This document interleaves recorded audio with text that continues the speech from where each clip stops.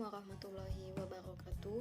Saya Nida Urjanah dari kelas Sosiologi 19A Universitas Bangka Belitung.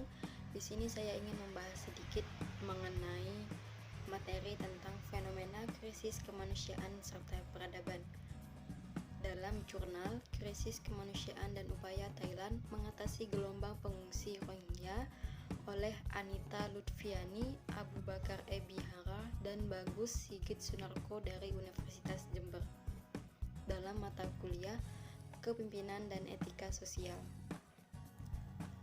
Sebelum mengulas lebih jauh mengenai jurnal Krisis Kemanusiaan dan Upaya Thailand Mengatasi Gelombang Pengungsi Rohingya, di sini saya ingin menjelaskan secara singkat mengenai apa itu peradaban dan apa itu krisis kemanusiaan. Dari beberapa sumber yang saya cari, peradaban adalah seluruh hasil budidaya manusia yang mencakup seluruh aspek kehidupan, baik itu fisik seperti bangunan dan jalanan maupun itu non-fisik seperti nilai-nilai dan tatanan. Peradaban memiliki beberapa ciri-ciri umum. Yang pertama yaitu adanya pembangunan suatu kota-kota yang menggunakan tata ruang yang baik dan juga modern. Yang kedua yaitu menggunakan sistem pemerintahan yang tertib. Yang ketiga, berkembangnya bermacam-macam ilmu pengetahuan dan juga teknologi. Yang keempat, adanya kelas sosial dalam masyarakat.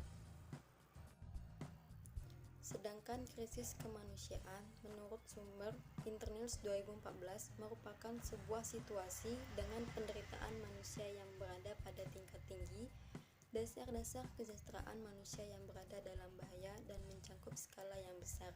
Secara umum terdapat 3 penyebab terjadinya krisis kemanusiaan. Yang pertama yaitu adanya bencana seperti gempa, tsunami, dan banjir dan sebagainya. Yang kedua yaitu adanya konflik emergensi, yakni adanya konflik yang memicu krisis kemanusiaan. Yang ketiga adalah krisis lainnya, yakni menyangkut masalah kesehatan, industri, dan finansial. Hal ini dapat mengakibatkan kerusakan jangka panjang maupun jangka pendek.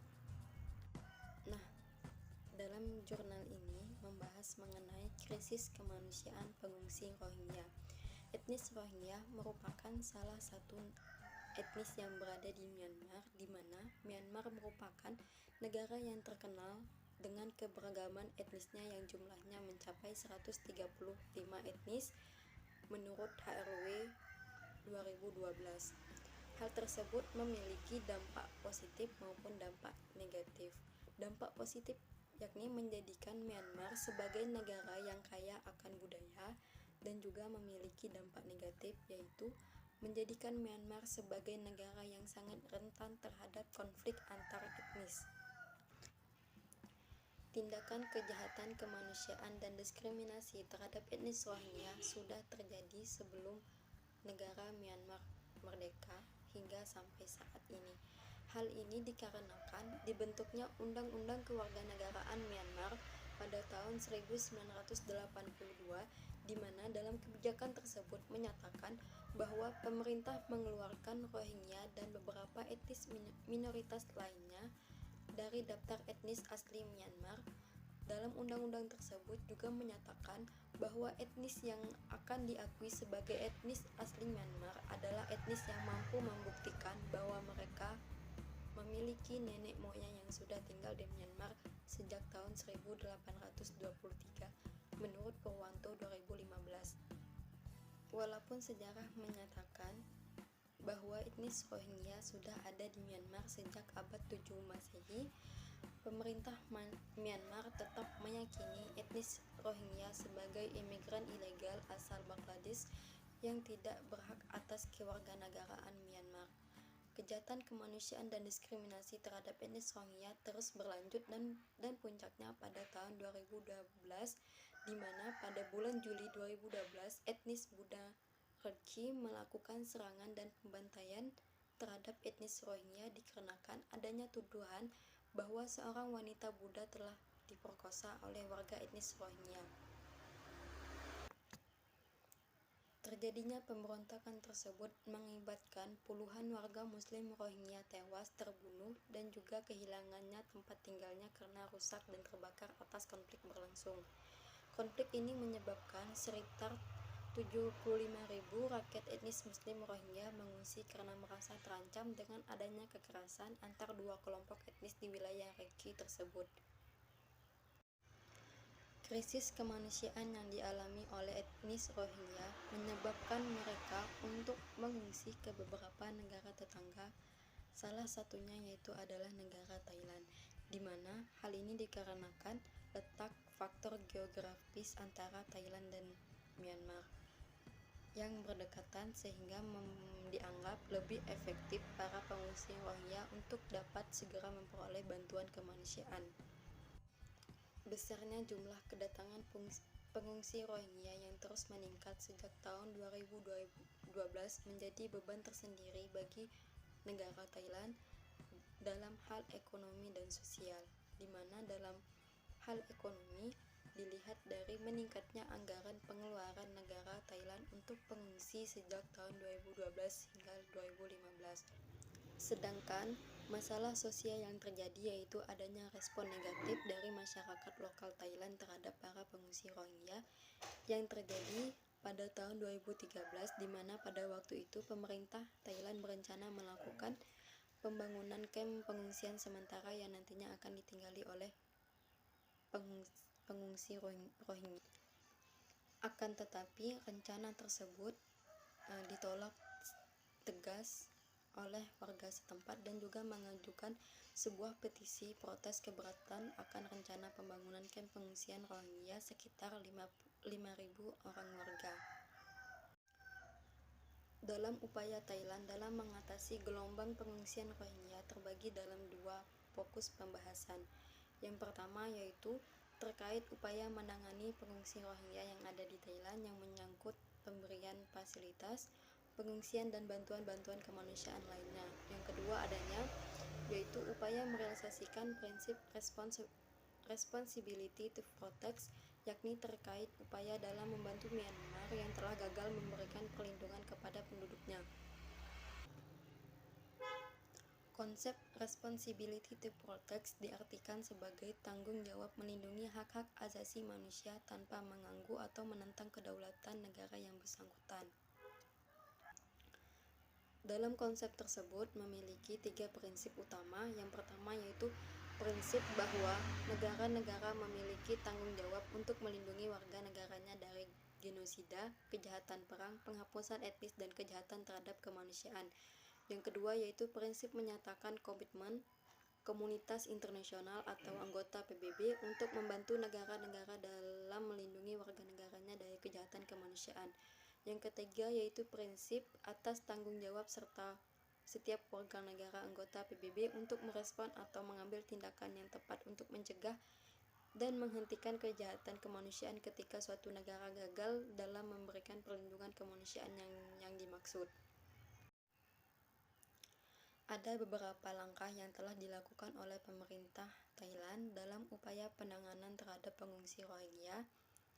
Yang pertama yaitu menyediakan tempat penampungan sementara. Kenapa sementara? Pemerintah Thailand menyediakan tempat kamp pengungsian selama 6 bulan. Yang kedua yaitu mengembalikan pengungsi Rohingya ke negara asalnya yaitu Myanmar. Thailand menyebutkan bahwa deportasi tersebut ialah deportasi sukarela di mana pengungsi dengan sendirinya meminta untuk dikembalikan ke Myanmar karena merasa lebih kesulitan hidup di kamp pengungsian di Thailand. Langkah selanjutnya yaitu pemerintah Thailand mengupayakan adanya negara ketiga, di mana selama pengungsi Rohingya di kamp pengungsian selama 6 bulan, pemerintah Thailand mengupayakan dan memberikan solusi yang terbaik apakah pengungsi tersebut harus dikembalikan ke negara asalnya atau diungsikan kembali ke negara ketiga. Terdapat beberapa negara yang telah berkomitmen bersedia menjadi negara ketiga bagi pengungsi dari Thailand, yaitu Amerika Serikat, Kanada, Australia, Finlandia, Inggris, Irlandia, Belanda, Selandia Baru, Norwegia, dan Swedia. Walaupun telah banyak upaya Thailand dalam mengatasi gelombang pengungsian Rohingya, ternyata hal ini tidak terrealisasikan dengan optimal dikarenakan Thailand sebagai bagian dari komunitas internasional hanya bertanggung jawab mendorong Myanmar untuk melindungi etnis Rohingya. Namun, kedaulatan sepenuhnya dalam kasus ini adalah milik Myanmar, sedangkan Myanmar sendiri justru tidak kooperatif dan menolak bertanggung jawab atas kasus krisis kemanusiaan yang dialami etnis Rohingya.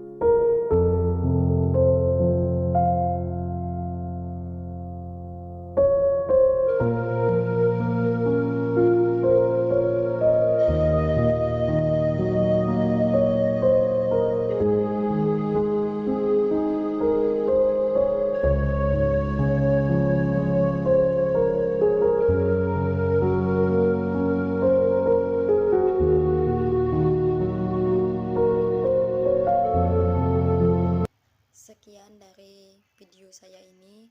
Jika ada kesalahan baik tentang materi, perkataan, saya minta maaf dan mohon ampun. Dan saya mengucapkan terima kasih. Dan saya akhiri. Wassalamualaikum warahmatullahi wabarakatuh.